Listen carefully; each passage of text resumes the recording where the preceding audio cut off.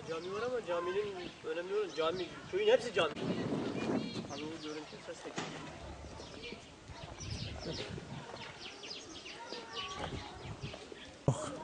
Elektrik sorunumuz, sıkıntımız bitmiyor. Zaten elektrik gördüğümüz de yok.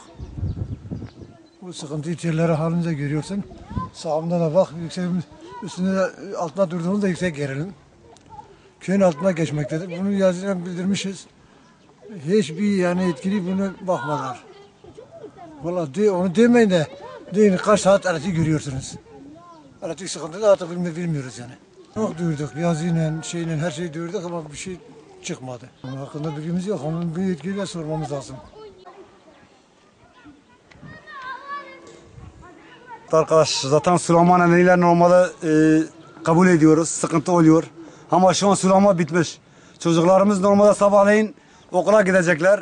Karanlıkta kalkıyor, kahvaltı yapmadan dileme okula gidiyorlar. Buna bir çare istiyoruz yani. Yetkililere söylüyoruz normalde. Yetkiler normalde özelleştirmiş diye hiç kimse ilgilenmiyor yani. Kaymakama biz çıktık. Kaymakamlıkla ilgili de bu konuyu ilettik. Dedi özelleşmiş diye bu konuyu bizim elimizde çıkmış dedi. Hattan kaynaklanıyor diyorlar. Ceyran kaldıramıyorlar diyorlar.